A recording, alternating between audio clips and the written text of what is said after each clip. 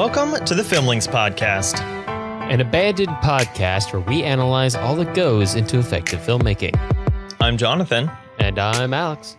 And this is episode 166, an overview of tragic cinema part 4, Tragedies of Betrayal.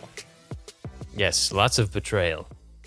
Lots of betrayal in lots of ways. Like when Jonathan told me there were going to be 3 tragic movies on the slate for today, and there's not. We're going to get into that. We've been talking about this, Alex. It doesn't have to have a sad ending. And I'm trying to give you guys a break, first of all, from last week in particular and this whole series in general. We need something light that still is going to be relevant. Have we achieved that? She only hit one innocent young lady with a train. Yeah, we're going to get into that. We're going to get into the sadness. We're going to get into the epicness. We're going to get into the feels. We've got a lot packed into this episode. But in general, we are starting to get into, as we talk through this tragedy series, we're getting into man versus man conflicts. And ultimately, there are 2 ways that you can have a man versus man conflict, and one is an intentional conflict and one is an unintentional conflict.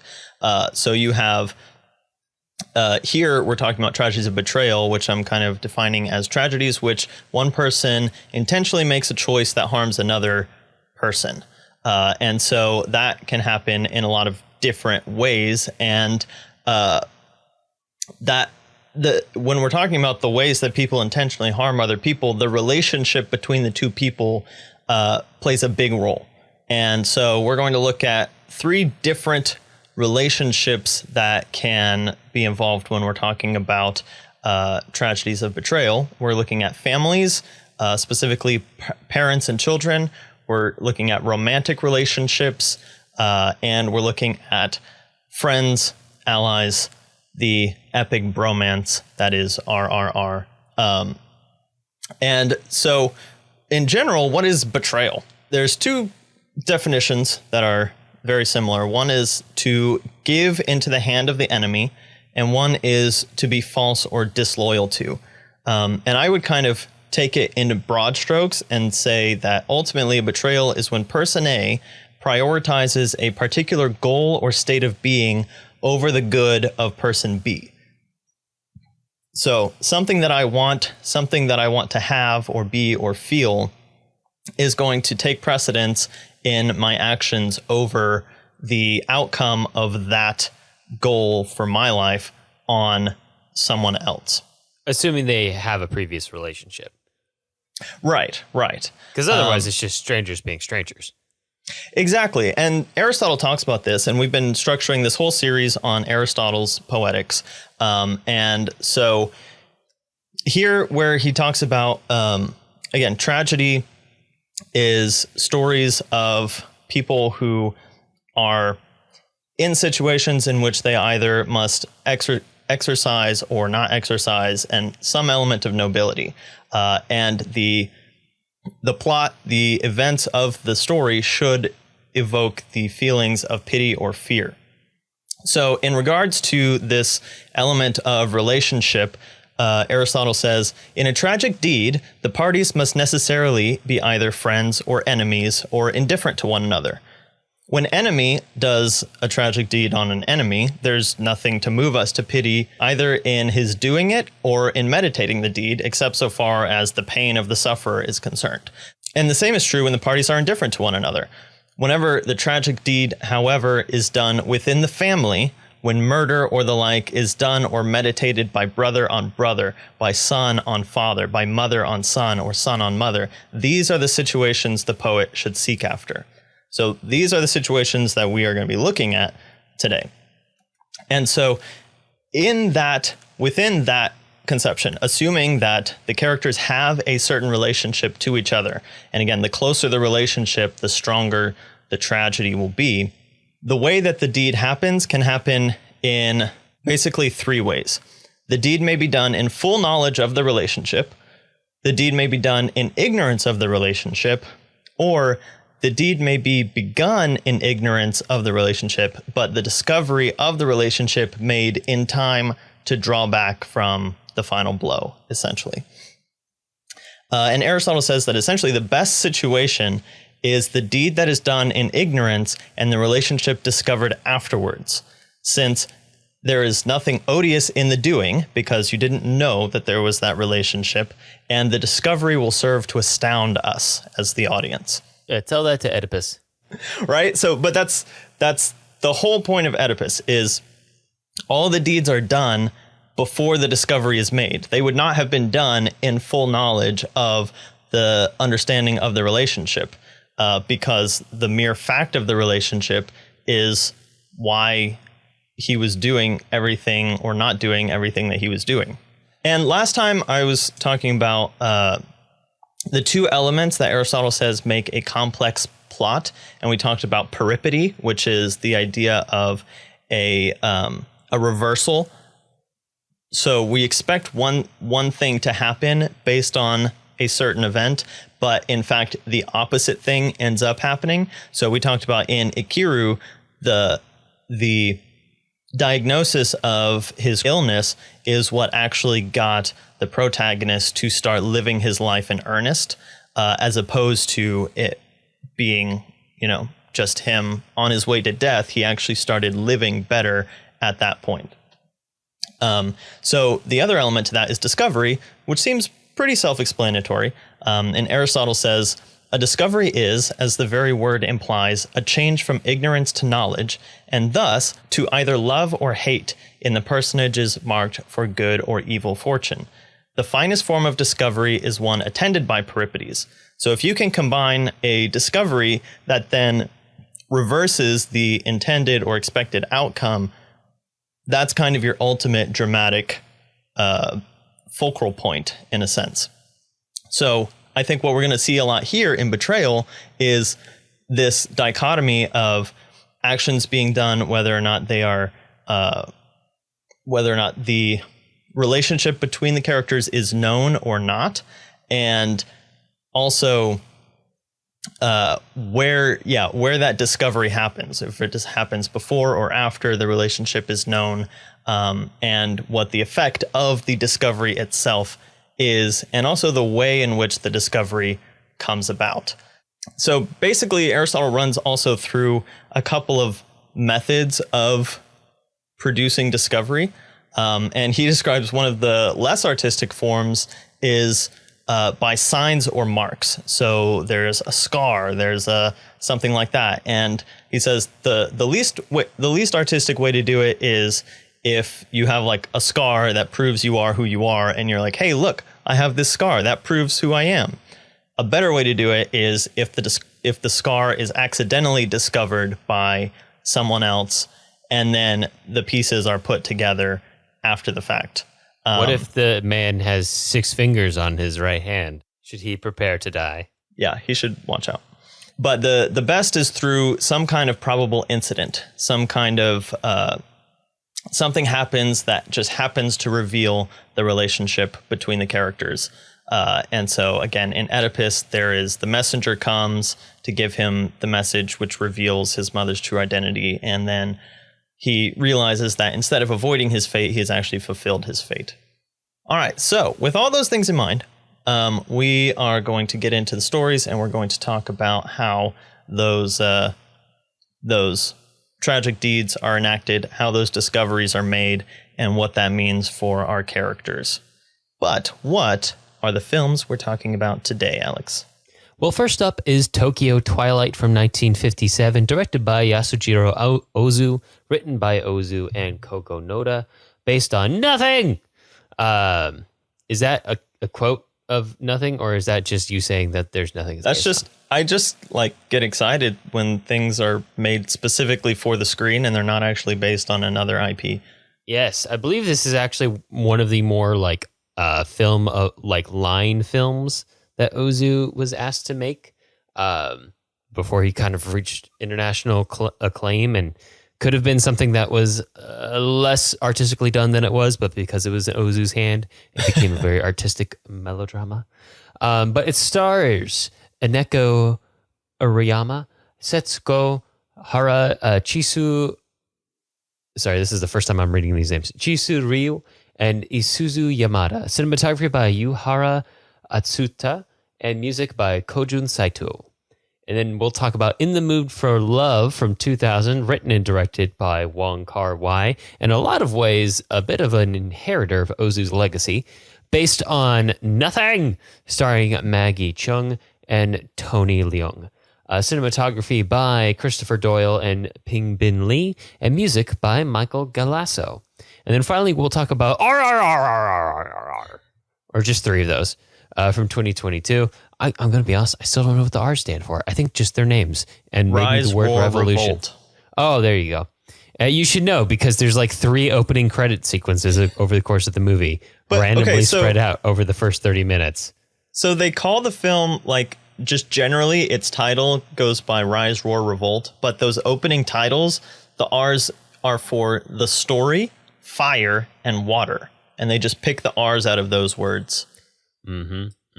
Anyway, directed by S.S. Rajamouli, written by S.S. Rajamouli and V.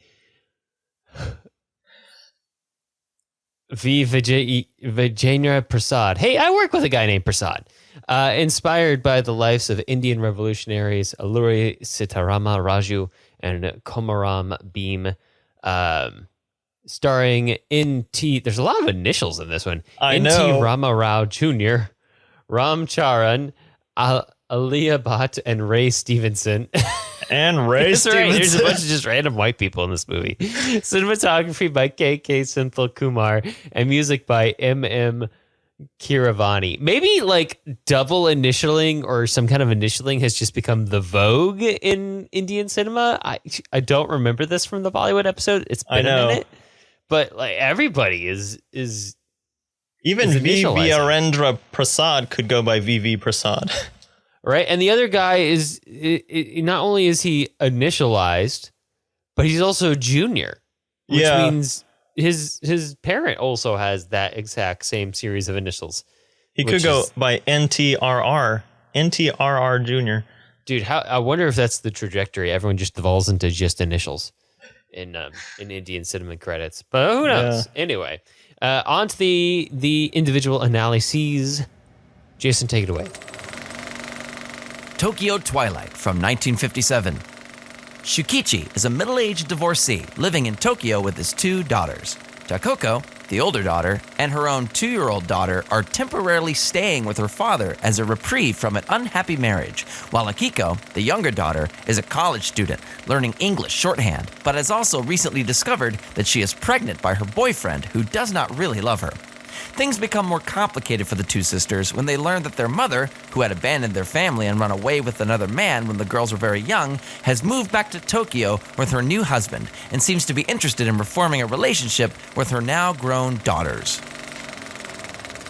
All right, I think we're starting from the bottom and moving up with these movies because this one is so dark. And I knew going into it that people say that this is one of Ozu's bleakest films, and it lives up to that reputation. One of the ever pertinent characters in a lot of movies that are set in Tokyo from the post-war era onward are the trains. You see them a lot in modern day films and animes as settings and kind of like background things. You see them a lot in Kurosawa films set in the same era. You see him in Ozu movies, you see him in this one, but it's very rare that the train actually comes into play for like a plot dynamic. It does here, and it does so in High and Low from Kurosawa. Yep. But this don't forget Kurosawa loved Ford, and you can't have Western without trains. True. But yeah, this one, the train just off screens one of the characters. But yeah, no, it's sad. It's all about like the digging up of family secrets and the repetition of cycles and the breaking of those cycles. And even in the end, Jonathan, not to skip too far to the end, but I think it's a little tragic how you already told us someone gets hit by a train. I did say that, but that's where all the tragedy culminates. It's the point. It's the culmination. It's the climax of the melodrama. But the even at the end, one of the daughters chooses to not repeat the cycle of breaking up a family by going back to try to make things work with her husband.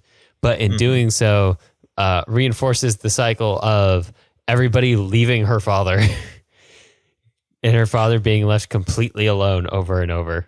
Well, yeah, I mean, but I would say that that's like the most natural, like that's the most natural abandonment. Like children should go out from their father's home eventually. Like, and so he didn't feel I'm not bad saying about she it, shouldn't but have done it. I'm just saying he does get left alone. It is a rep. It's in filmmaking, especially when we're talking about family issues and drama in filmmaking, we're normally, or storytelling at all, we're normally talking about secular stuff, like stuff that happens generation over generation.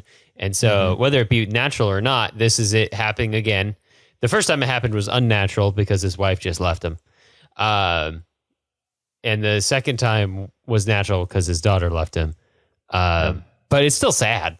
And this movie is a tragedy. So yeah. I think what's going to be really interesting through this episode, and then it'll continue a little bit into the next episode, is that throughout these tragic series, again, the tragedy is more pointed the closer that the characters are to each other, especially in elements of betrayal.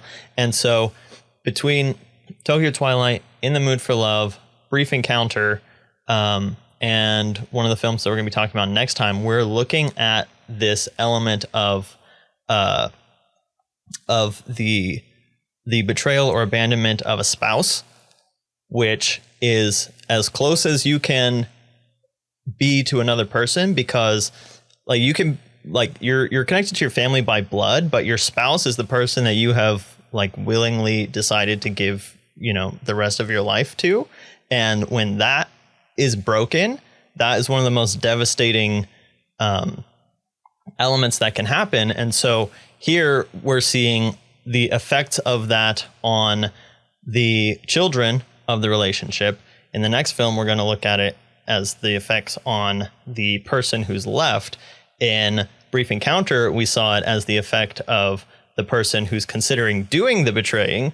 And so through these films, we're getting this kaleidoscopic view of what that spousal abandonment looks like. And so depending on which perspective you take, it's a different kind of a tragic element, which I think is really interesting. I think one of the things that works so well from a tragic perspective, and we talked about this in the Ozu episode, would be his use of heavy implication and ellipses, where he doesn't show everything, he just implies that a lot happens, and you're kind of forced to extrapolate from the info.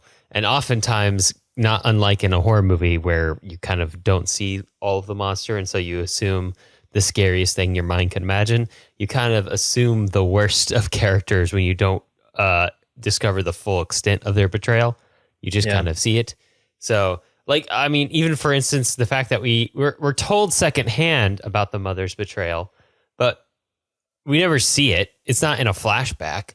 So, especially after viewing the effects that it has on the rest of her family, we assume like the most cynical, evil version of it almost naturally in our minds. Yeah.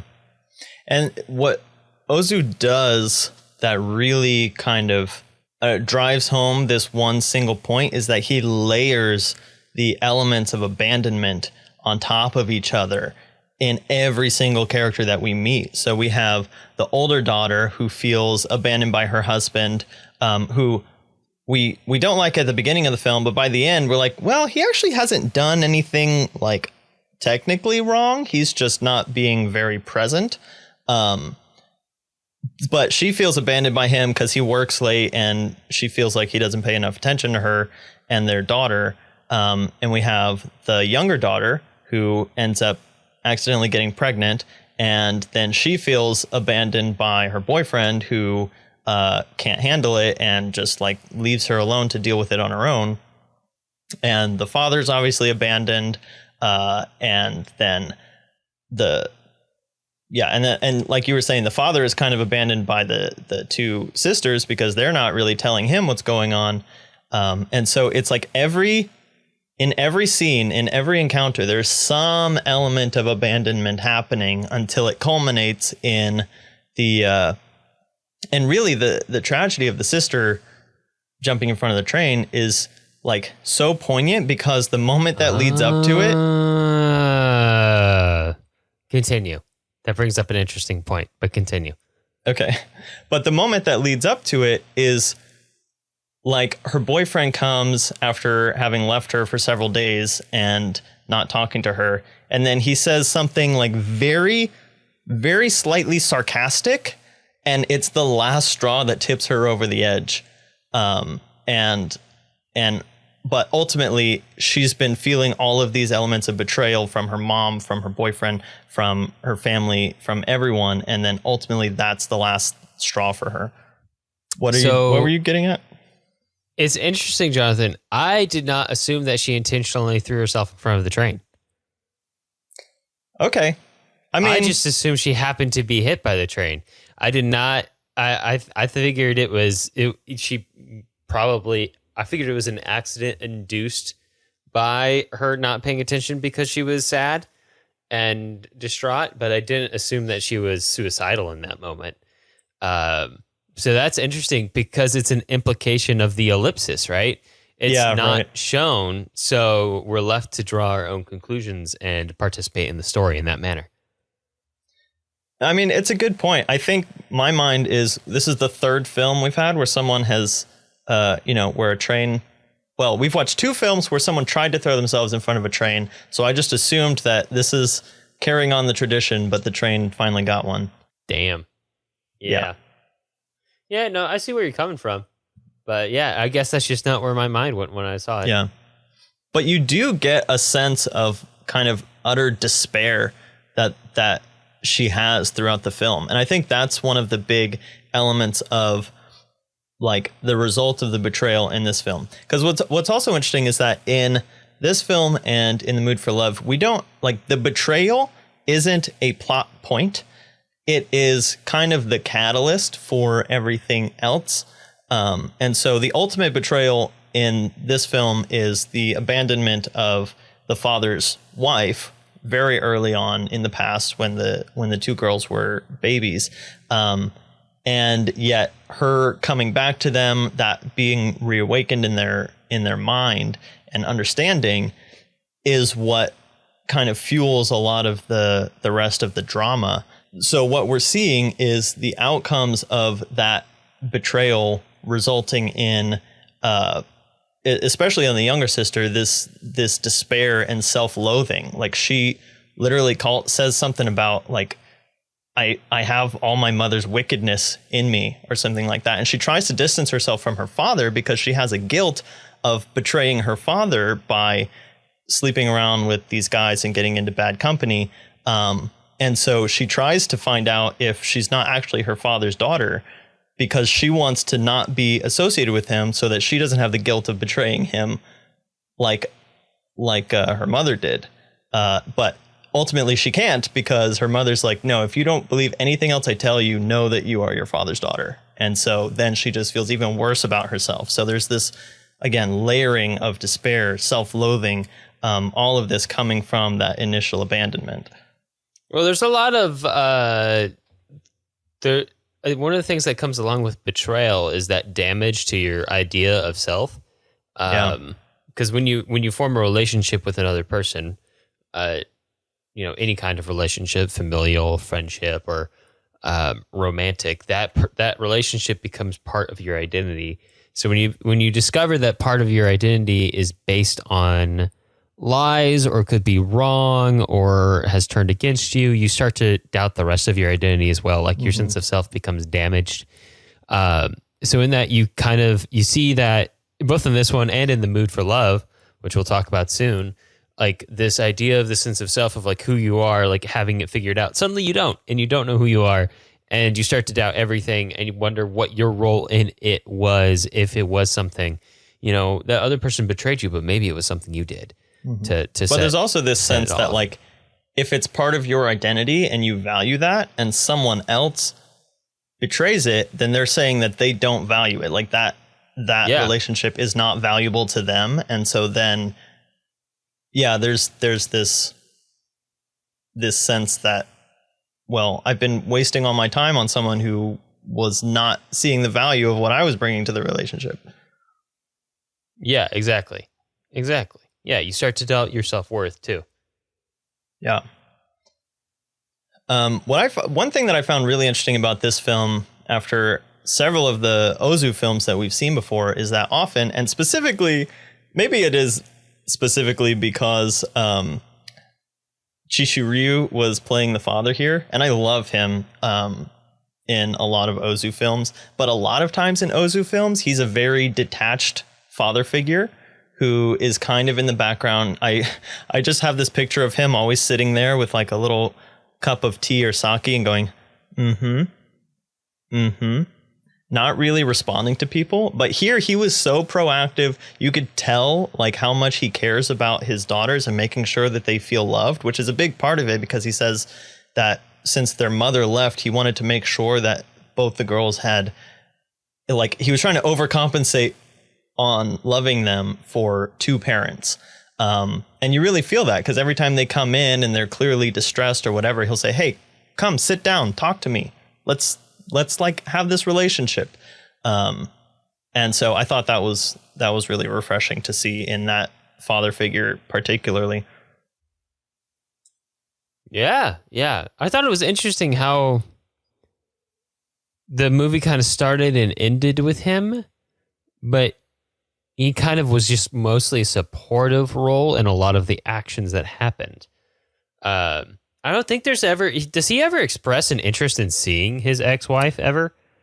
No, he doesn't. Or like, he doesn't. Yeah. I mean, I think he's at least somewhat aware of what's going on, right? Yeah, But because the aunt comes in and is like, so I saw your wife at the store the other day going up the escalator or whatever. Yeah, that's right. Oh my gosh. But yeah, it's interesting that he's kind of almost at peace throughout the whole thing. Yeah, because he's moved on, and and it's interesting too, because once they find out where their mother is and who she is, which again is part of this discovery process, right? And so there is kind of this slow discovery where I'm trying to remember how the mom finds out about the younger sister first. I mean, obviously the mom moves back to where they're living and she knows that they live there. And then I think some of the people who go to her mahjong parlor were talking about her. And so then her, the sister's friends bring her to the mahjong parlor, but she doesn't tell her who she is at first. And so we have this kind of dance, this kind of masquerade of trying to figure out who they are until the aunt comes and has recognized the mom. And so then the older sister goes and tells the mom, hey, don't tell my sister who you are, because it'll break her. But then the older sister ends up having to tell the younger sister out of necessity, because why did she have to tell her that? I don't remember, but there was this necessity where she had to divulge that information in order for the sister to kind of cope with whatever the situation was that she was in at the moment. So yeah, so then the discovery has already been made, and the younger sister goes back to the mom and confronts her, and so it's this really interesting kind of dance back and forth, which again is very interesting in a world without cell phones, that all of this has to be done by like literally traveling across the city back and forth over multiple days. It makes it easier to do on film, that's for sure. Yeah, it's much more visual. And ultimately, I'm actually fascinated by the character of the mother, who has come back, has tried to create a relationship. You can kind of tell that she doesn't say it explicitly, but you can tell that she has a repentant attitude and wants to have a relationship with her daughters again. And obviously, for something like that to happen, it would take time. She just happens to show up at a very volatile point in both the daughters' lives that they're not ready to give it the time to develop into a new kind of relationship.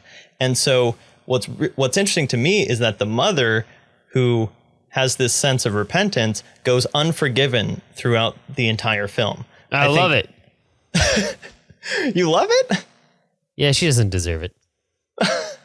I felt bad for her by the end because she ends up making a decision to not abandon her new husband at the end. The last thing she does is he's been trying to make the decision if he's going to go off to Manchuria or Mongolia or wherever he's going. And he's like, well, if I go by myself, it's going to be so cold and I'll be lonely. And she was going to stay because she wanted to have this relationship with her daughters. But when she's rejected by her daughter, she's like, all right, I'll go with you and I'll stick it out with you. So I felt bad for her by the end, even though, yeah, she did start the whole thing. Yeah, it's not just that she had an affair. It's that she left with the dude. Yeah, straight up Like, ran way away. back And then the when. dude, Like we don't know anything about the other dude except that he died in prison. Yeah. No, it's wild. Is its own kind of ellipsis. Like, well, what the heck did he do to die in prison? Yeah.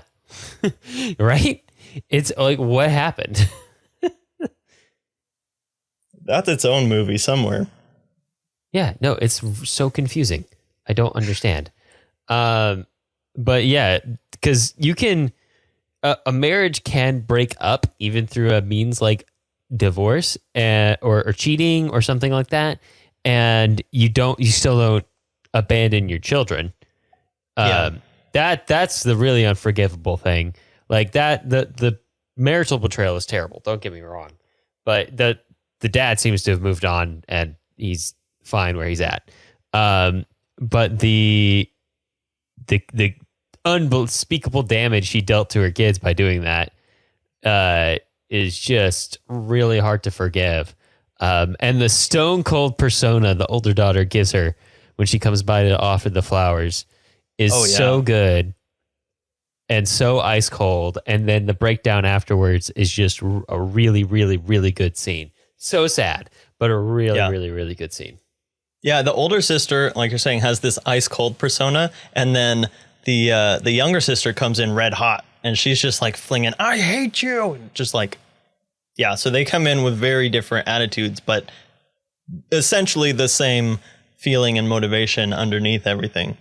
And of course, when we're talking about child abandonment, like and cyclical betrayal, the other element, one of the darkest elements of the whole thing is the fact that the younger sister, who's found herself pregnant, and also abandoned by her mother, like feeling like, and this is the worst part of her self-loathing, is that she comes to a point where she says to herself and to us at some point, if my mother didn't even want me, and now I've done all these quote unquote bad things, it would be better if I had never been born, which leads her to have an abortion of her own children, of her own child. And so she's literally ended the possibility of any kind of life for her child. And then she also throws that line at her mom, like, I'll never have children, and if I do, I will love them with my whole heart, and I would I would never abandon them, after she's already literally aborted her child. And so there's just that ultimate despair that would lead you to just completely give up on the life of your child. Yeah, what we're really seeing, and I think we're going to see this in The Mood for Love as well, is that one of the things that betrayal really robs you of is the future. So like the idea of like the future plan, and like you had this whole idea of like, this is going to be your life together, and you're basically being robbed of that. Somebody agreed to help you make that future together, and it's gone now. Again, marriage is a giving of the rest of your life to another person.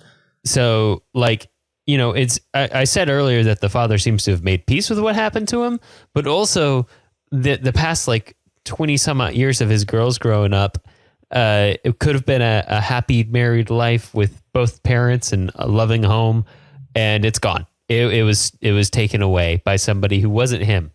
And that's sad. That's tragic.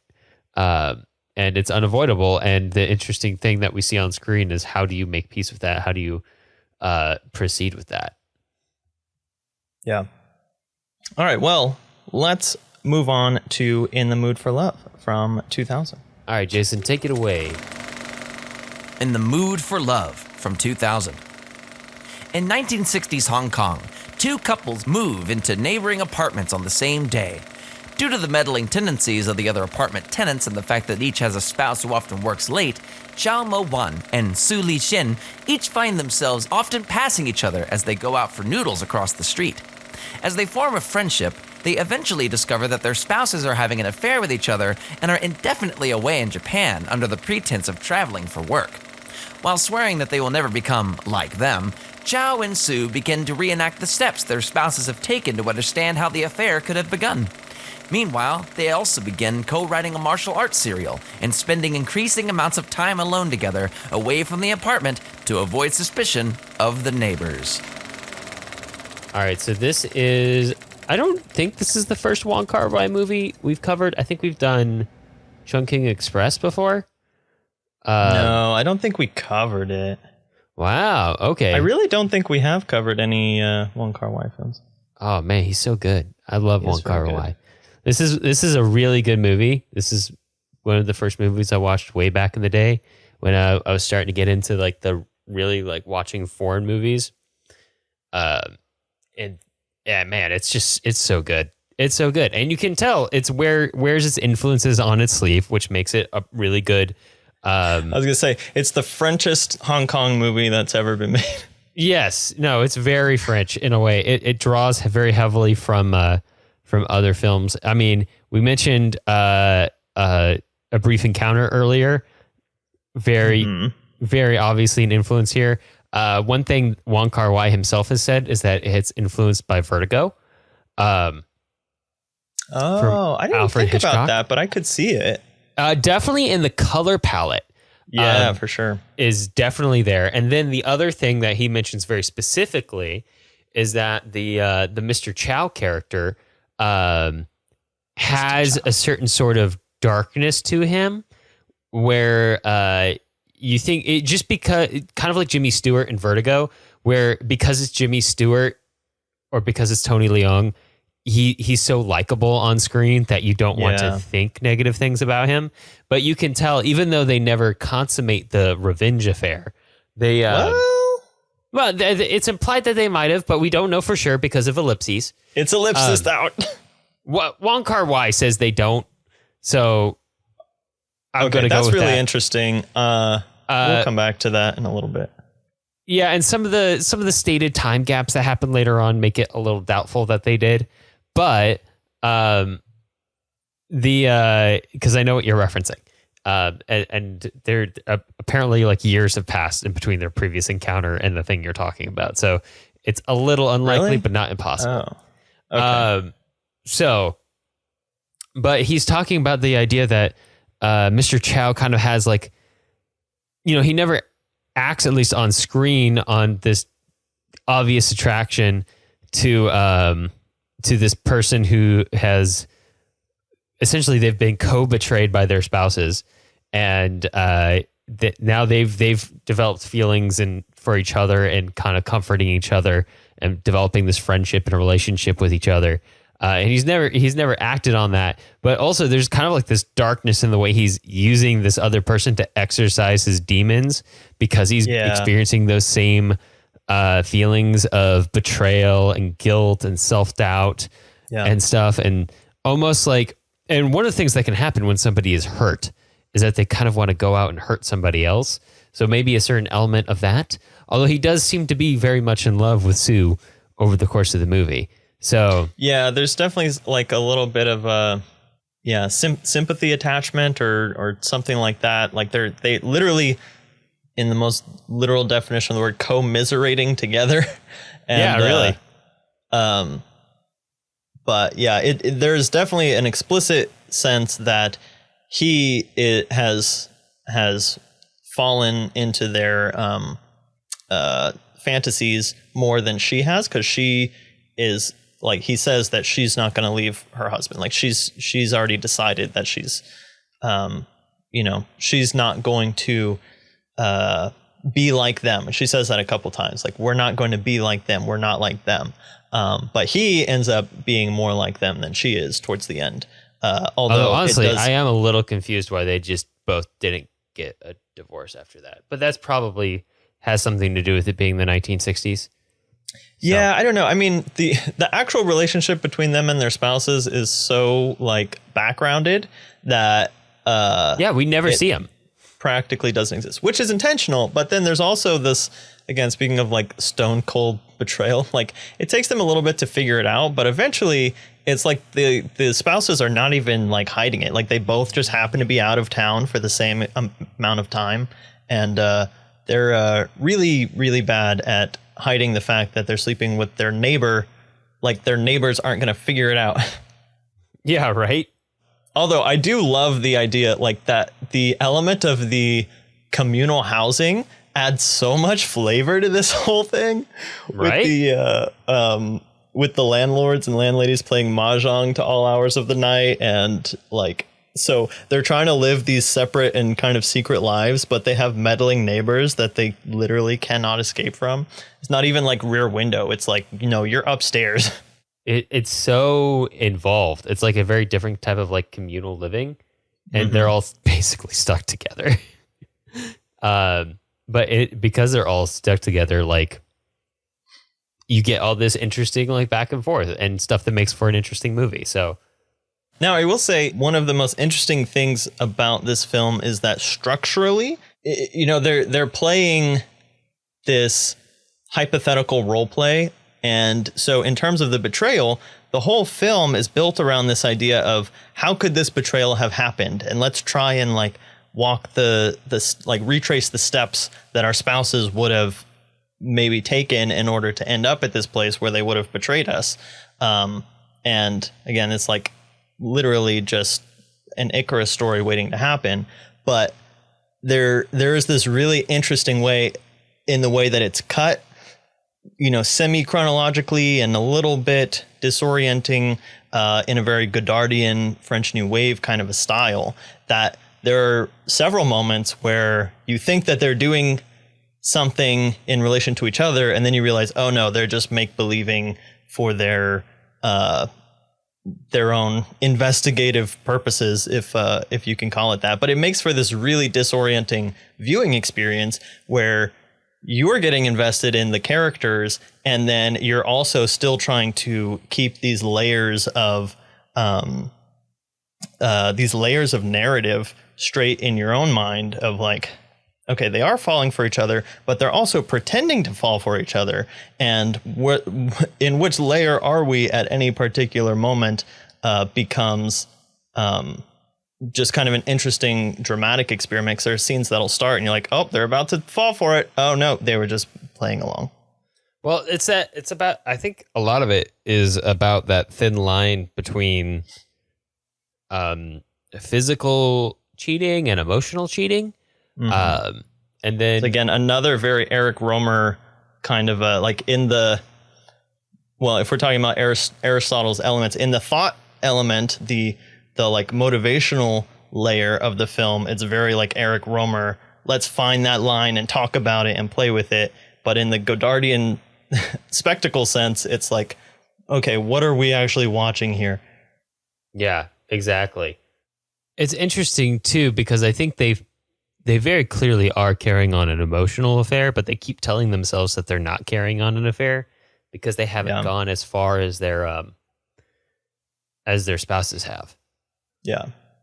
And it is interesting that they do keep that line, like they always have this line of, we don't want to be like them, because if they didn't set that line, it could easily be, well, why shouldn't we have an affair? We've both been betrayed.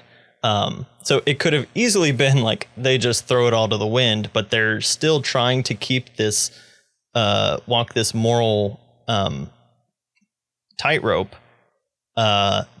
And yeah, but they've also stepped out onto a tightrope willingly. Yeah.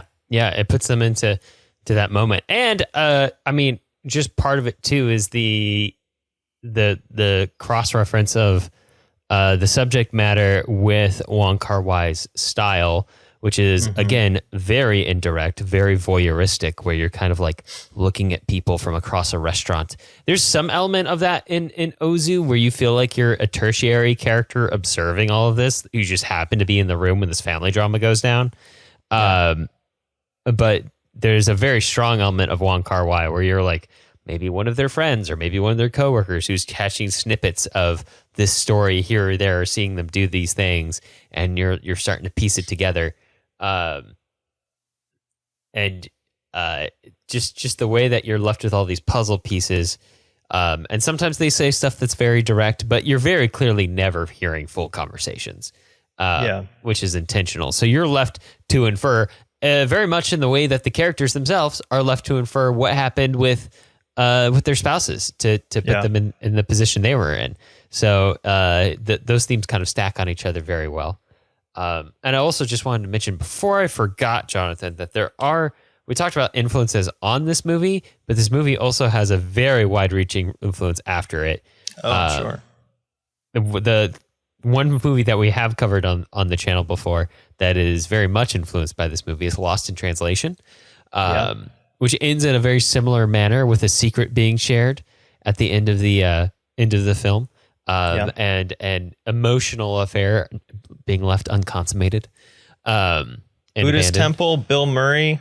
At least she didn't put dirt in his ear. No, Bill keeps that off screen. And then this one drove me crazy when I saw it because I was like, that's almost the same exact alleyway they used in The Mood for Love.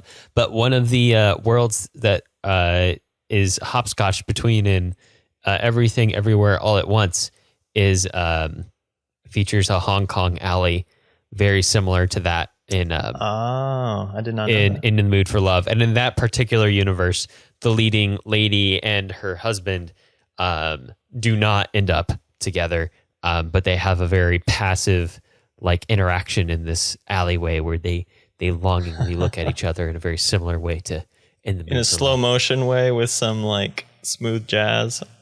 Yeah, those little stylistic touches where we're like we'll be in a narrative section and then we'll jump out into this musical slow motion, just like literally. Well, the title is In the Mood for Love, but it's definitely a film that builds a mood. It builds an emotion. Like, again, half of the film and what film is really good at is just building emotion over narrative. And Wong Kar-wai is great at just making you feel the story more than like track with the A to B to C to D of it. Yeah, it's almost operatic in the movement and the lack of dialogue or explicit dialogue and the use of music. I mean, they don't sing everything, but I get what you're saying. They almost might as well. They could easily.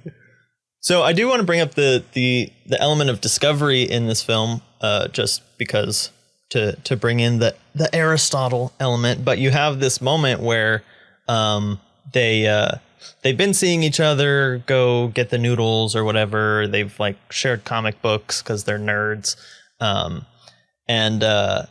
then they're writing like a science fiction series together over the course of the movie. Yeah, they end up writing a graphic novel. But before all that, when they go out to dinner and under the pretense of like, I wanted to get my wife a handbag like yours. Where did you happen to get that handbag? That was such a good conversation. That's the discovery element. I'm trying to figure out if you know, and I know, but I'm trying to figure out if you know. Yeah, so it's a whole scene of this element of discovery. It's like they've already seen the signs and they're trying to confirm with themselves if the signs are what they are. And so they do that. But what ends up happening is, again, almost in a peripetic way, they, in this moment of discovering that their spouses are cheating on them with each other, whatever, they are brought together, and that's the moment where they really like bond, because now suddenly they have something in common, and they have like the biggest thing in common that you can have, which is your spouse happens to be sleeping with my spouse for some reason. What a weird way to start a relationship with another person, like regardless of the nature of it, to just be like, hey, I guess my spouse is sleeping with your spouse, so now we're irrevocably forced to have a relationship together. Yeah. So they make that discovery, which then turns their whole world upside down. But that is using that as the element that brings them together is so good, because it's like they've been seeing each other. I mean, they're both, the attractive people in the film. So you're like, oh, well, of course they've already got feelings for each other just by looking at each other. But now they have like a reason to actually be together because, they were trying to be good spouses. Oh, the other element of this, where again you got to add those layers, you got to add those motifs, and you get the sense of of her boss having like a mistress, and she keeps like running errands for him to keep his wife happy. Yeah, because I caught that too, where she had to get 2 handbags for him instead of one for the wife and one for the mistress. Yeah, which is, again, she was smart enough to not get matching bags. Yeah, right. But it's like we talked about with Brief Encounter, where you have you have the main character sitting in a booth, like just falling to pieces over this affair that she hasn't even started. Meanwhile, the peasants who are behind the counter in the coffee shop are like laughing over the affairs that they're having. And so you kind of have a similar element to that with her boss, and then also with Chow's best friend, who is just like will sleep with anyone. And it's just like, what's the big deal? Just go for it. Do whatever you want. There is this interesting element too over the course of the movie, Jonathan, where I feel like as an audience member, you kind of want them to get together. Like, they both seem abandoned and betrayed. At least my assumption the first time I saw it was like, oh, both of their marriages are probably going to end. They should probably just get together. Yeah. But yeah, it's interesting because Wong Kar-wai is also not just messing with them and whether or not they want to get it together, but also the audience and whether or not you want them to get together as well. He's like, is your fan brain stronger than your moral brain? Because he's building this very, again, romantic atmosphere, romantic situations, and you like love their chemistry and their dynamic. And so, it's just a matter of how you feel about this relationship progressing. And also, why don't they talk to their spouses? Like, why don't they just confront them? Honestly, yeah. Like, why don't they just leave them and start like that? It's so weird too, because it's another element of betrayal that we were talking about. When you're personally betrayed like that, like this future plan of your life is cut off, and it's easy to immediately go, oh, for a third person party viewer like us to say, oh, that's over, that's done, time to move on and find something else. But when you're in that situation, it's not always easy to believe that the betrayal is the end of that thing. And that might have been the healthiest thing for these people, to have just left their spouses immediately and moved on with someone else who maybe, understands and experiences their pain and they're attracted to and blah, blah, blah, blah, blah. But it's also not the easiest thing to do psychologically, to really cut off that future that you have planned and you put all that work into, that life you built with this other person, to understand that they really have ruined it and that you can't really do anything to save it. And that might be the healthiest option. But that's what we see them do, is try to find a way to save it. So... But kind of, I mean, the other thing is like their spouses just split. Like they're just like literally on vacation with each other for months on end. Yeah. Which is part of the whole thing, why there's like no chance of them even like getting caught hanging out with each other except by their nosy neighbors. Yeah. Isn't that horribly ironic? The fact that their spouses are getting away with cheating so easily, and there's no gossip about them because they're out of the country when they do it. But when they are just hanging out and ostensibly, although questionably, doing so innocently, then there's all these rumors about them, and they're like, no, we're not the ones cheating. Our spouses are cheating. Yeah. How about the two that are both in Japan coincidentally at the exact same time, sending gifts back to us? Probably singing at a karaoke bar with Bill Murray. Yep. Man, don't go to Japan by yourself if you want to have a happy marriage. That's all I'm saying. So, Alex, let's talk about the In the Mood for Love extended cinematic universe. What is the deal with this film? What do you mean? So, okay, I watched this film on Criterion, and actually, maybe I could figure this out on Wikipedia. So there's like there are extra video bits that I wasn't sure. They're not called deleted scenes, but they felt like deleted scenes. And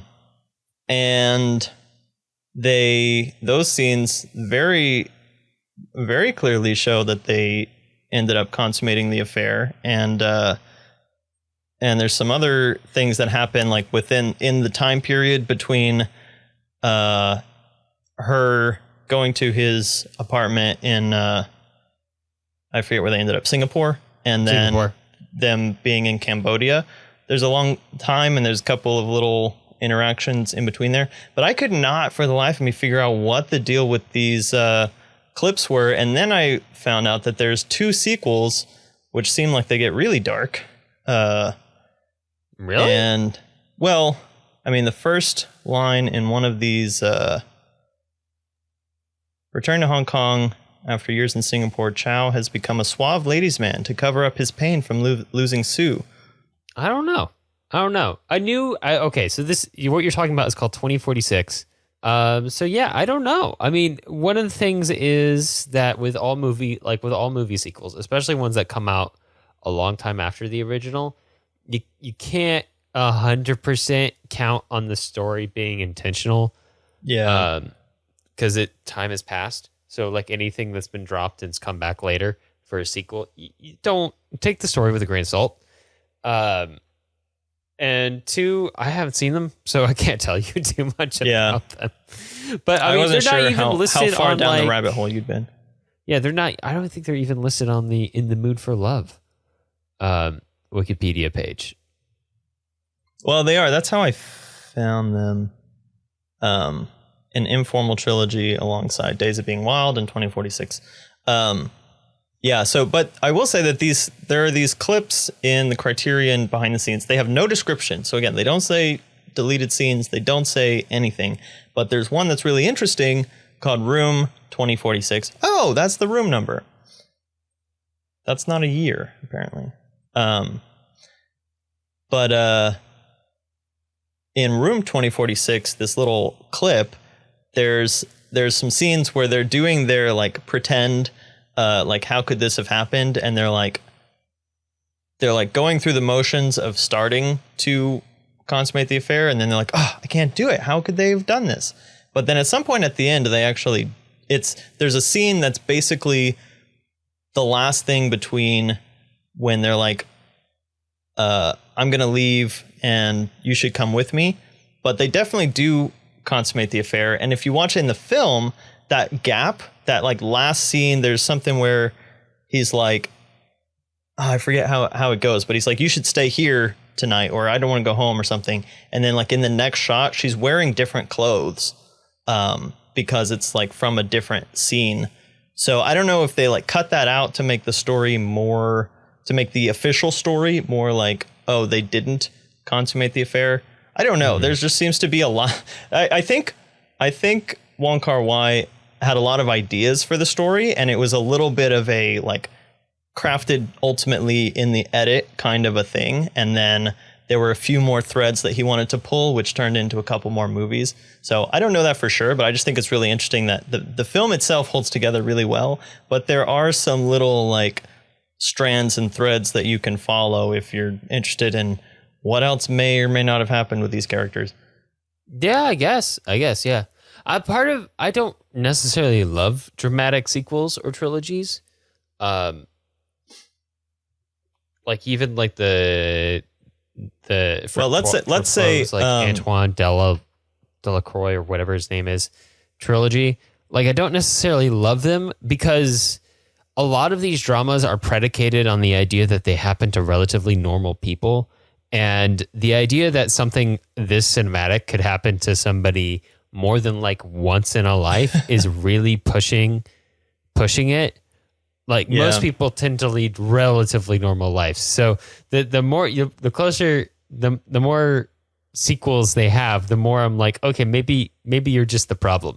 Maybe I will say there's a difference between a series that was conceptualized as a series. Like there are various episodes in how this story needs to conclude, rather than we made this thing. Now, what if something else happened and we just like post hoc are adding sequels to it? I think that's a very different kind of a thing. Yeah, that's pretty much what I'm getting at. Like, I don't necessarily like stuff that isn't fully planned out from the get-go, because then it's just changing it to change it. Like, okay, so this is a total side detail. I remember at a very different, I guess it's drama, but it's a very different type of drama. At work the other day, I had a couple of coworkers who spent the better part of the day trying to make sense of the chronology and lore and story and intent of the Alien series. Oh, no. And they were like, I just don't understand where the new one fits into it. Like, where does it start? Like, they were really getting into it. You're asking the wrong question. Every time, like, I bumped into this conversation, I was like, guys, it's not supposed to make sense. It was not planned out. You're looking for intent where there was no intent. You're just making shit up. Like, obviously, that's what you do when you tell a story like that. But, like, it was not planned out. Literally every time a new Alien movie has come out, there was no plan for another Alien movie to come out. It's the best example of like an ad hoc series I could possibly think of, because it's never planned out. It's just random stuff. And so when you try to look for too much intent there, like, it's not there. And so I think kind of the same thing here is true here. You can look at the other movies, but the intent is not as impactful on the original as you might assume it to be, especially when a second movie tries to retcon a previous movie with new information. Don't buy into that. You can if you want to, if you like that interpretation, but oftentimes, you don't have to believe it. Series can end where you want them to end, more or less. You don't have to believe the next movie exists in it if you don't want to, because like I said, it's all made up. Your opinion on this made up story really does not matter any more than somebody in Hollywood or Kong's film industry's opinion matters on the story. You can truncate it where you want. That is fine and valid. All right, here's what I'm going to throw into this conversation before we move on, which is, again, I'm in Aristotle brain right now. So, the conceptualization of a story as a single action, right? Something starts and then you want to bring it to its end. And Aristotle talks about how you have a beginning, and you have the what does he call it? Like the complication, which is all the stuff in the middle, and then you have an end. And so ultimately, you can, if you have one action, you basically have a beginning and end, and you can add as much complication as you want in the middle. And so if you think of it like something along the lines of, to bring in a different story of betrayal from a different medium, think of the way that the Count of Monte Cristo was serialized. And so you start off with a story of Edmond Dantes is betrayed by his best friend, and his fiancée is stolen from him, and he is sent to prison. You have that beginning.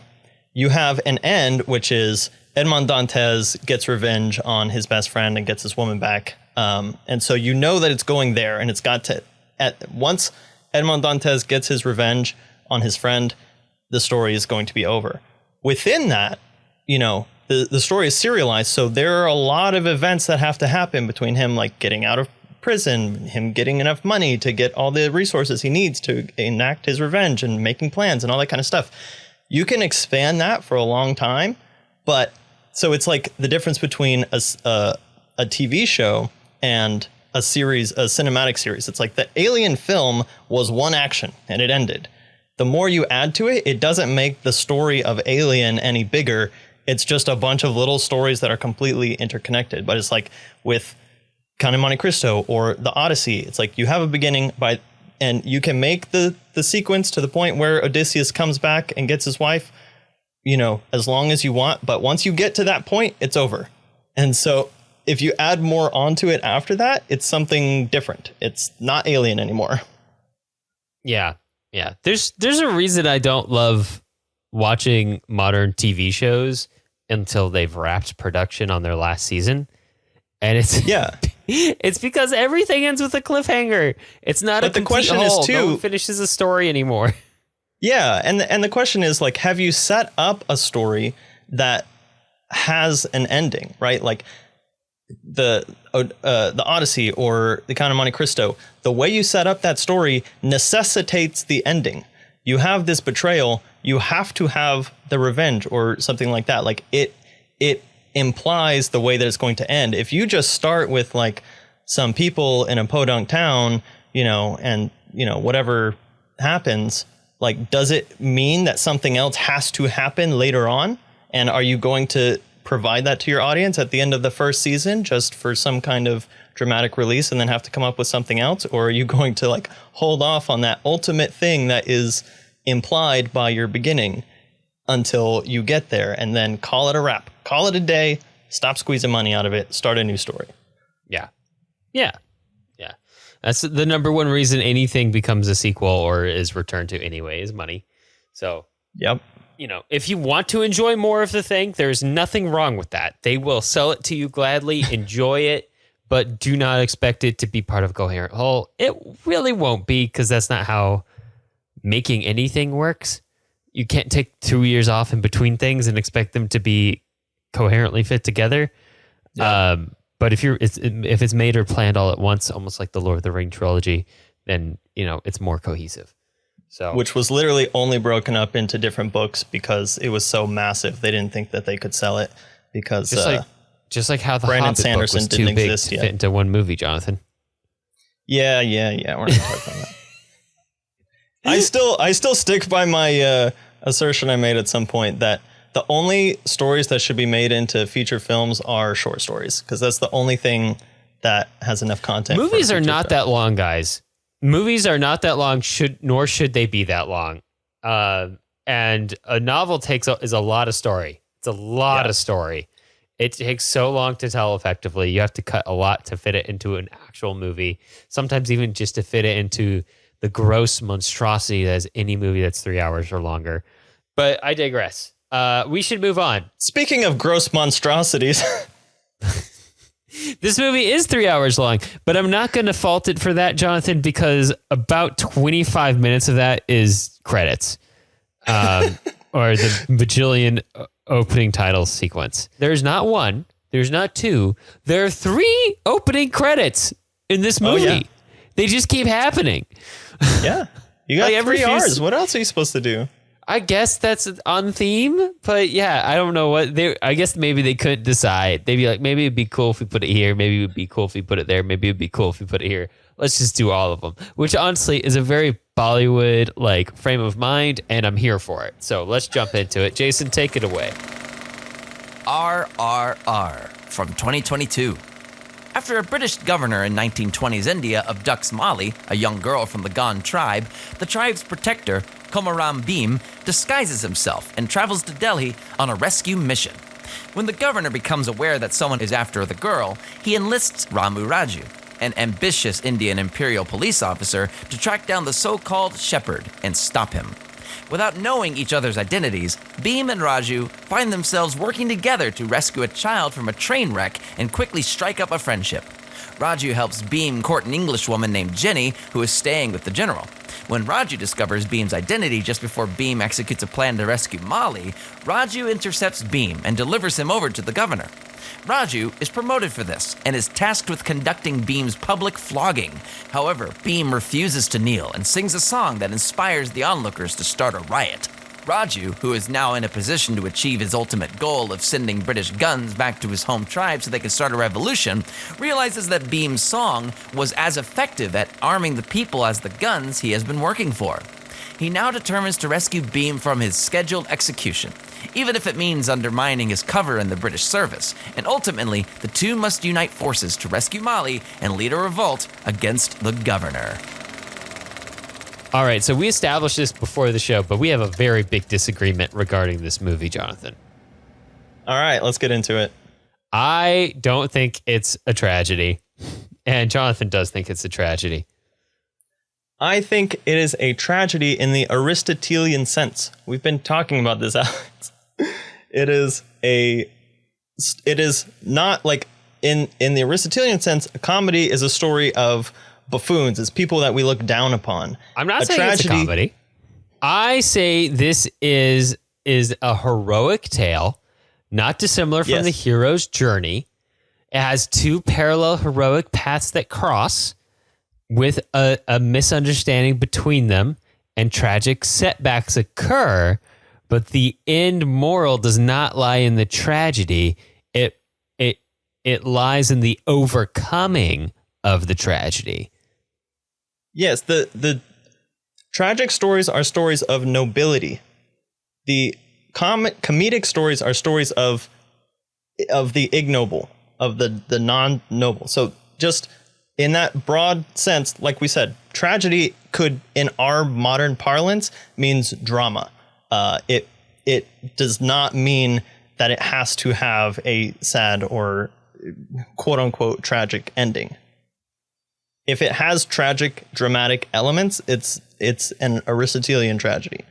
I still think that if you sat ancient Greeks down to watch this movie and they somehow made it through the whole 3-hour thing, and weren't too freaked out by the CGI, they would not agree that it is a tragedy.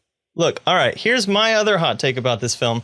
I think that this is the closest thing that the Greeks would feel way more at home watching RRR than they would watching any Martin Scorsese film. Like, this is probably exactly what Greek theater looked like. Here's what Really? Down to the CGI and everything?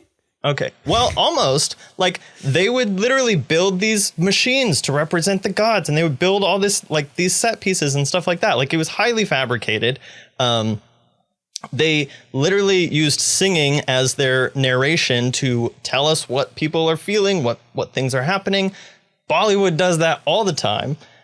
They took historical figures and gave them supernatural abilities and mythological characteristics and mythological encounters in order to tell their stories. Think of literally the Odyssey is a guy who probably actually existed, didn't make it home from the war for a long time, was of a noble family, was really important to the country of Greece, and then he gets turned into this like semi-mythological demigogical character.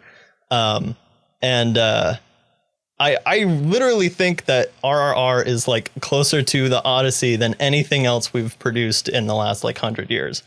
Really? Because I watched it and I was like, this is just a live action anime.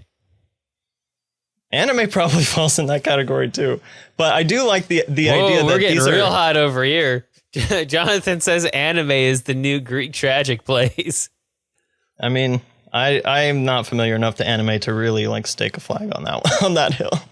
I mean, the way they rely on, you know, historical or semi-historical figures and give them basically superpowers and the over-the-top drama and the gasping and the dramatic close-ups. It's very anime. Yeah. But yeah, I do like the idea that these are two historical figures that never met. But we've built this story that represents what both of them stood for and fought for, and then kind of melds them into one just like huge epic tale. I think that's super interesting in a way that's different than like Bahubali, which is just completely fictionalized start to finish. You're telling me that wasn't real live historic footage?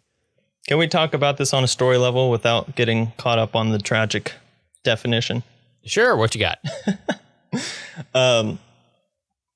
Okay, so this is our betrayal of friend to friend.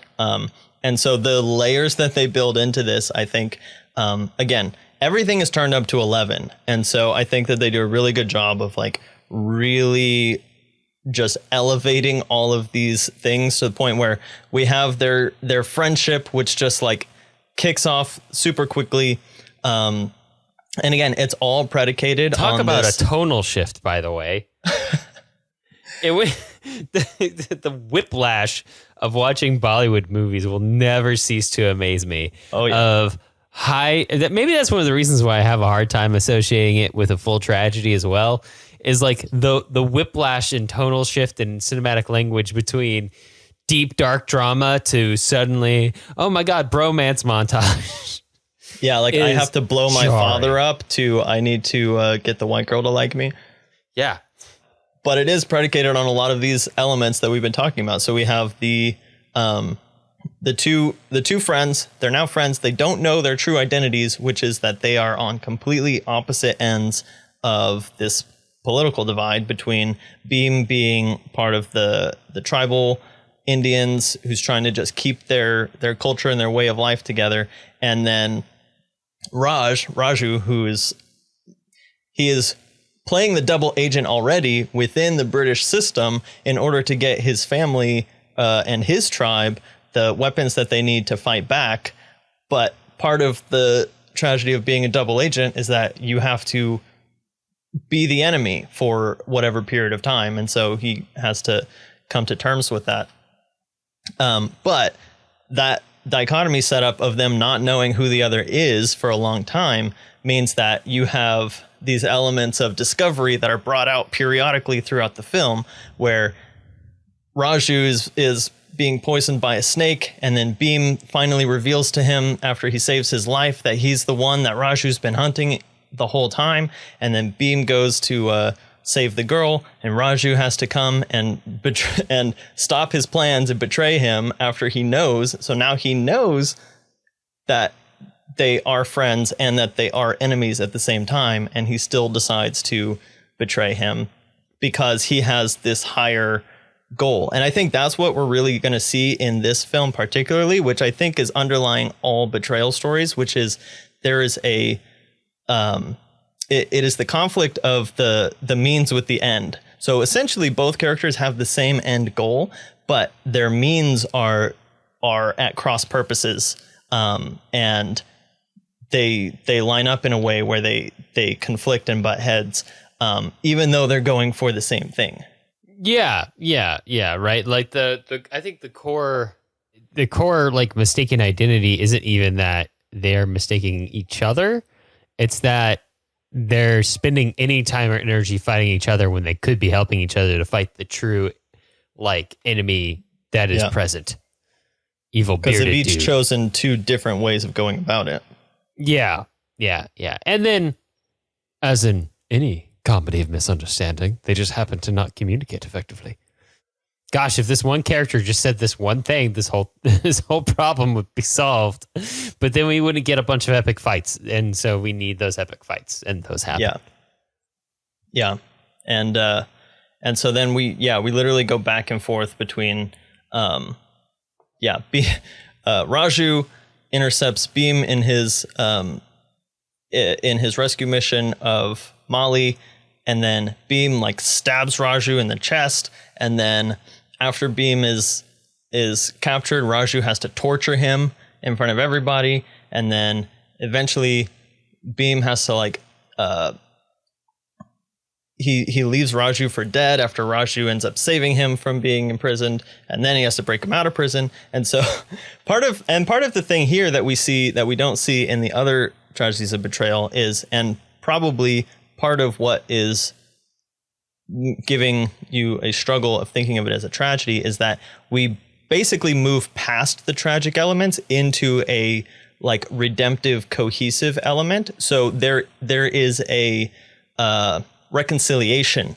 Like our other tragedies end without reconciliation, and I think that's basically might be the difference in how we think of tragedies these days is like whether or not your story goes far enough for the characters to be reconciled. So if you end your story before, better at 3 hours. well, I'm just saying, like, if you end your story before the husband and wife have it out and talk and either get divorced or not, then it's tragic because you're left on this downer note. But if you continue it to the point where they come to a resolution, then it's less tragic and more what we call drama. Does that make sense? Yeah, that's what I'm saying.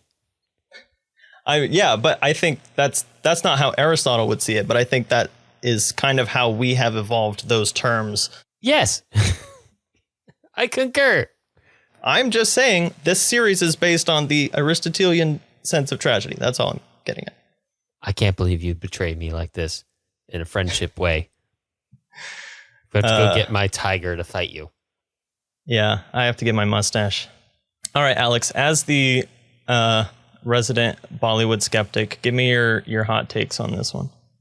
No, this is a really good one. This is this actually addresses a lot of my core complaints with Bollywood films in general from the last time we talked about them, which was several years ago.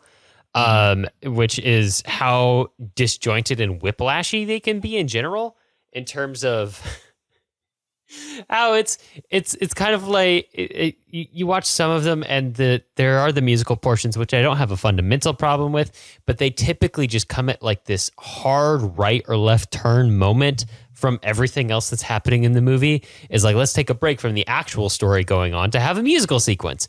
But they do that in this one partway through, but in a moment that's actually diegetic, incorporated into the movie. And there's character built into it, where not only do we see how they really go a long way to make all of the white people look really wimpy in this movie, and they do it just here. Diabolical.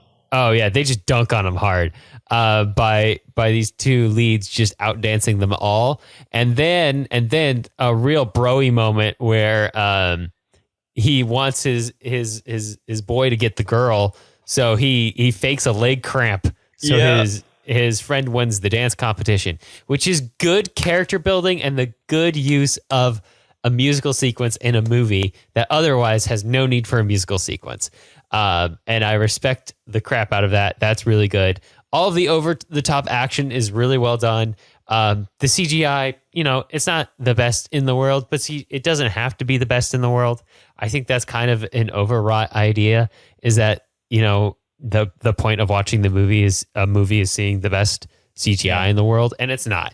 CGI is a tool for storytelling, and it is meant to be integrated into part of the whole. If it's not there to help the storytelling, you don't need it. And it is used very much for the storytelling here. The movie is very heavy on themes, and a lot of the CGI is animating water and fire, which the two central characters are themed around, to kind of enhance their battles and make those themes come into play, which is, again, one of the things I was talking about earlier, Jonathan, when I said it's very anime, being associated with elements and stuff like that. But it works really well. And the idea that we have this really well done character design crisscross, where one guy goes from living in the jungle to being more urbanized and like falling for a white girl and learning to fix and ride motorbikes and stuff in the city. And the other guy goes from being like a very prim and proper, English British assimilant. British guard type guy, to being like this total wild man at the end with long hair and ripped shirt and looking like Rambo out there at the end. It's very, very, very well done from that perspective. Mad respect for the filmmakers here. They knew the story they were trying to tell. They knew the themes they needed to present, and all of the things that are sometimes present in not just Bollywood movies, but any movies, just to be over the top and entertaining for the sake of being over the top and entertaining, are, well, over the top and entertaining, but over the top and entertaining to serve the purpose of telling the greater story, which is what I want to see when I see a big blockbuster movie. I don't hate big spectacle, but big spectacle is just one element of storytelling that needs to serve the greater point of telling the story. Without it, you might as well just be watching a CGI generated YouTube clip.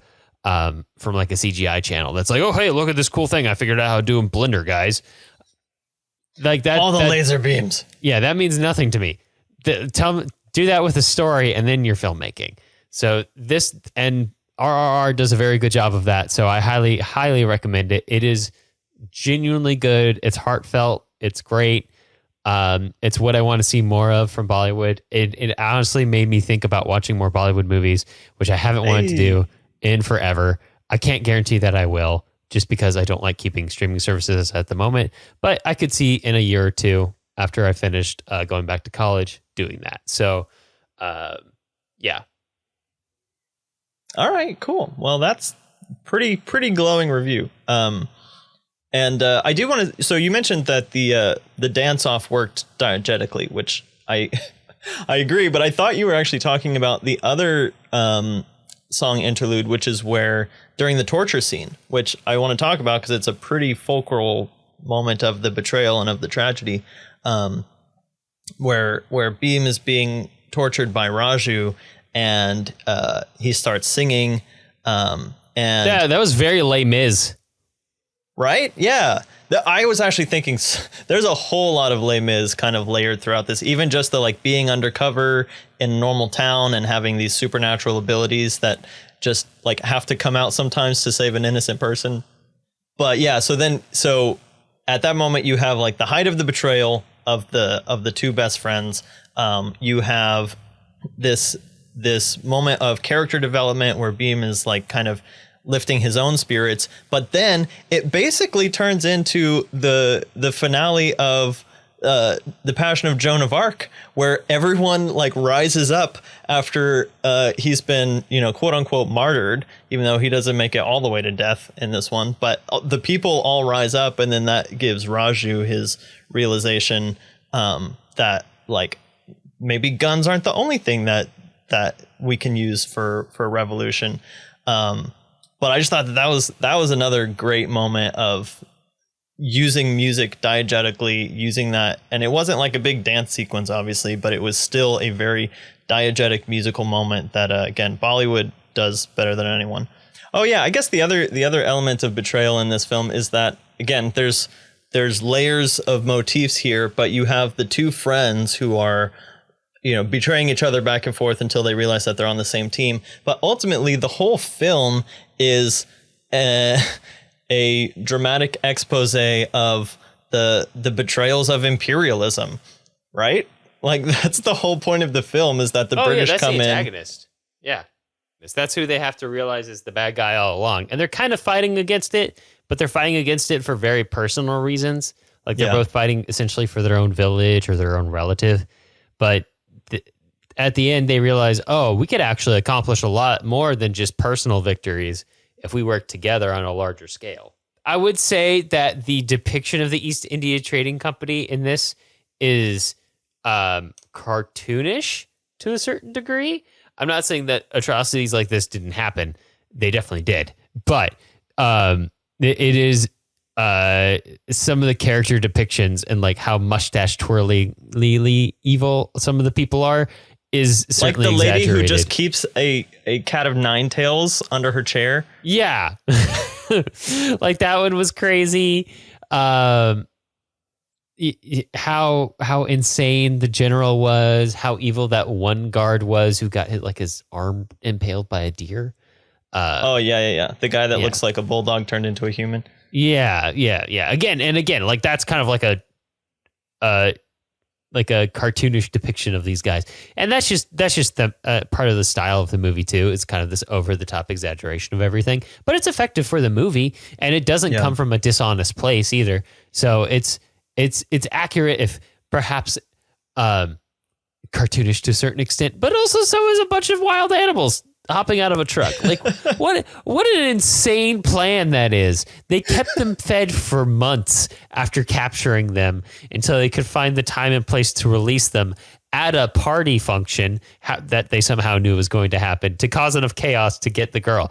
It's just one of the many things in this movie that are slightly cartoonish and overplayed, but it's not bad. It's just part of the style. And again, like it all kind of fits. Like even the jungle animals fits, right? Because Beam's village is located in a jungle, so it's kind of a sign of the country fighting back against this occupying force. So it works. And then that moment where the big bad gets shot finally, and his blood splatters across the sign that says "The sun never sets on the British Empire." Yeah, that was funny. It was good, but it was funny. It was like very specific. All right. Well, I think with that, let's move on to overall notes. Talk about how all of these betrayal films relate.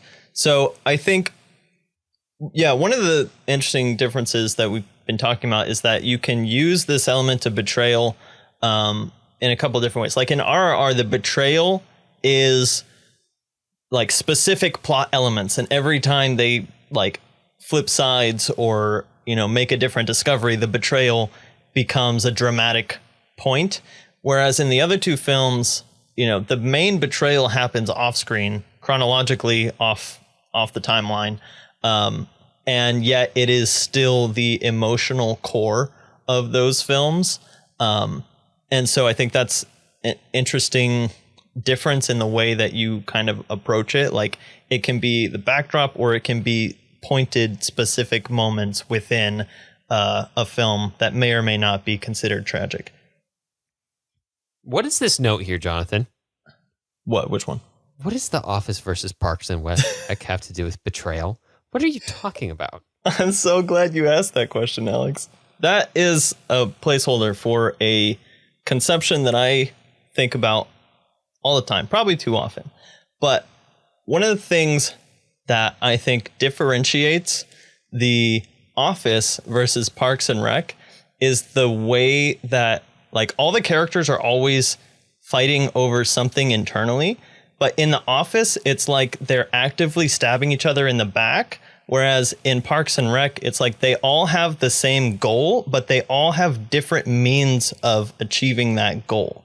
Does that make sense? And I think those are two different forms of betrayal. It's like in RRR, we have the same goal, but we're going about it in different ways that are not compatible. And so we have to find some way to resolve that. Whereas in The Office, it's like, no, I'm just being selfish and I want this, and who cares about your feelings? That's how I think about those two shows. But I think that that's kind of a microcosm of what the different ways that you can do betrayal are. I could see that. The Office does really have the feeling of these are strangers who happen to work together, and even though they've worked together for years, they're still kind of just coworkers. So they act kind of selfishly and indifferently towards each other. Whereas Parks and Rec does much more focus on the idea of these people really, really, really liking each other and having developed this relationship beyond like an informal family, full informal family, which the whole sitcom is always based on. So yeah, I see what you're getting at to a degree. But I do think that we've mentioned this already, specifically with Tokyo Twilight. But I think that each of these films has a specific instantiation of like a cycle of betrayal. And I'm trying to figure out as I think through it, like, is that inherent to what betrayal is, or is that just kind of coincidental on the films that we picked for this week? Because I think each the one, cyclical nature of it is very true. And I think we talked about part of it already when we talked about how when you are betrayed, it makes you rethink the value of yourself and the value of your relationships. And I think once you're betrayed once, it makes it easier to betray someone else in turn. And we saw a lot of that in The Mood for Love, right? How they didn't do it on screen, but they were betrayed. And in a sense, that betrayal became a justification for further action. And in a sense, too, like in RRR, like even though he wasn't really betrayed, the ill treatment Ram received as a kid enabled him to go on this warpath where he hurt a lot of people, including his fellow countrymen who he was ostensibly trying to liberate through his actions. So anytime anything traumatic like a betrayal happens to you, it can very easily become the justification for a lot of outward negative behavior. And there's a reason that trauma and betrayal and other things become cyclical, and it's because of that. Yeah. And it also skirts close to a different kind of story that we've covered specifically elsewhere on the show. But ultimately, betrayal is the necessary precursor to a revenge story, right? Because revenge doesn't happen without something to avenge. And so these films, you wouldn't necessarily call them revenge stories like the ones that we talked about before. If you're talking, like Taken or Memento or whatever else we talked about. But they are still adjacent in the fact that, yeah, there is kind of a natural tendency in our kind of primal tit for tat brain to think like, oh, I've been harmed. I need to either justify myself or make someone else pay or whatever. Like there is that tension. But in these kind of more mundane everyday situations, that comes out in smaller ways than like Liam Neeson wreaking havoc on a Russian mob. Yeah. Fair enough. Or Keanu Reeves. Baba Yaga. Or Keanu Reeves. Yeah, I think it's almost part of our... I would almost disagree in the sense that's not necessarily the primal part of our brain, but maybe the logical part of our brain that struggles with handling these ideas. Because humans... I guess it's literally rational if you're like rationality is about ratios, right? It's about balance.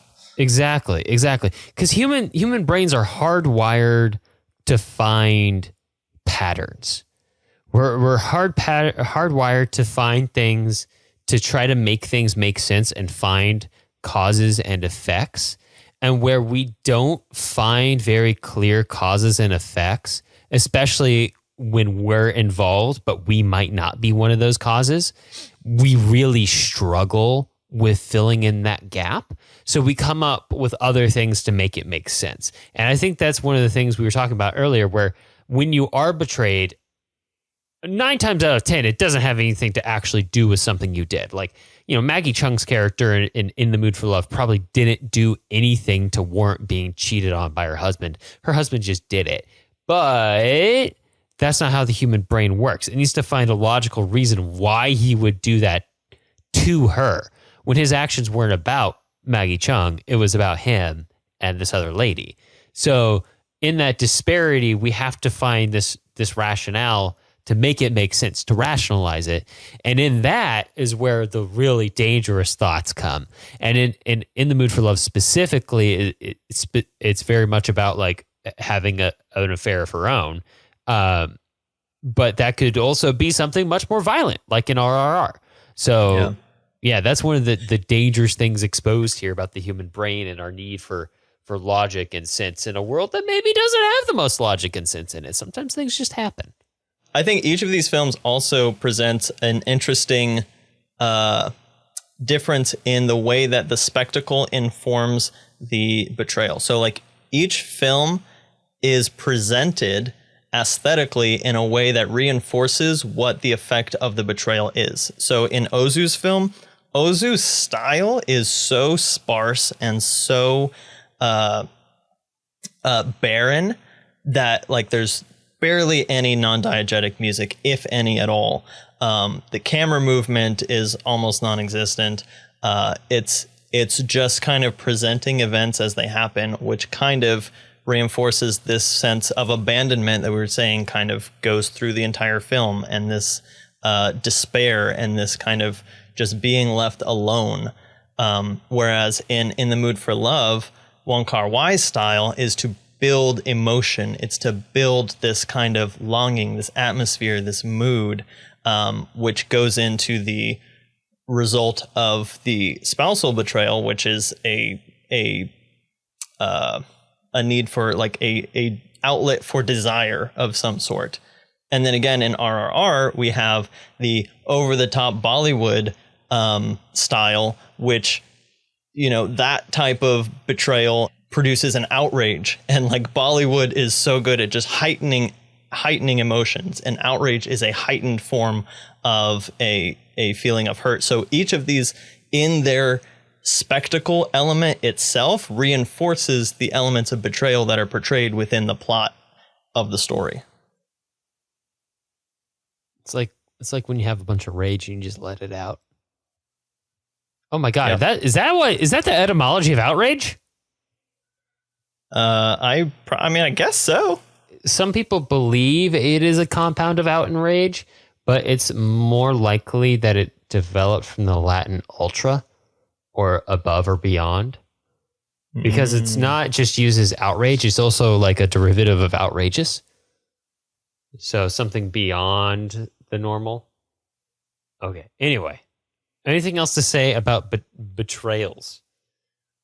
I think we're good. That will about cover it for Betrayal.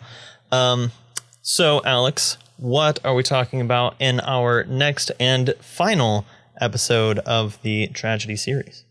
Well, next time we actually have 3 films I've seen before, which is a first in a while. But we're going to be talking. Yes, we're going to be talking about tragedies of misunderstanding, starting with A Woman Under the Influence from 1974. The Elephant Man from 1980, and The Farewell from 2019. Yeah, so these are going to be stories of various kinds of unintentional kinds of man versus man conflicts of some form or other. We have never covered a film directed by John Cassavetes. I'm very excited about that. We've covered stuff with him in it, but not directed by him. But yes, he is a very good director as well. So that should be a fun one. Also one of his longer movies. It's not 3 hours. I don't think we have another 3-hour movie. I know. All of them are under 3 hours. I'm very happy about that. I think there's 2 that are maybe over 2 hours, but that's fine. I can live with that. I have a very strong opinion on movies being too long, and it's probably because I've watched too many of them. And I just prefer them to be a little more succinct, but that's me. And it's really down to personal preference. Not every movie that is long, as much as it hurts me to say this, not every movie that's long is unworthy of being that long, but most of them probably are. Anyway, that's what social media has done to your brain, Alex. Yeah, sure. That's about all the time we have for this episode. To find links to things that we talked about today, as well as a complete list of past episodes and all 507 films we've covered so far, visit thefilmlings.com. You can also join us for ongoing film discussions on our Discord server. And to stay posted about upcoming episodes, follow us at The Filmlings. Summaries for this week's episode were recorded by me, Blue Jay. You can discover everything I do at thebluejayproject.com. If you like the show, let us know. Leave us a review on iTunes so other people will know what we're all about. We definitely appreciate it. Talk to you next time. All right, see ya.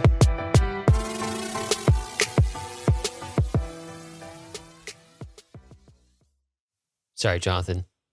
The time has come. What does that mean? I have to betray you. Oh, no. This is actually the Bollywood 2.0 episode. Are you going to sing while you betray me? We're talking about different movies entirely, you fool. No, I'm kidding. I was just trying to think of a way to betray you in overall notes, and I couldn't. That was the only thing I had. And considering you like Bollywood movies, that probably wouldn't be that good. What's something you hate? I was about to say King Kong 1970 something, but that's me more than anybody else. Oh, we could talk about Marvel movies. Do you want to do a Marvel episode, Jonathan? That would be a betrayal. Next up, Marvel. Oh, yeah, that would be rough, honestly. Actually, all the things that RRR did well with its over-the-top blockbuster sequences is kind of what Marvel started to do very poorly with their over-the-top sequences. Yeah, Marvel is a betrayal of themselves.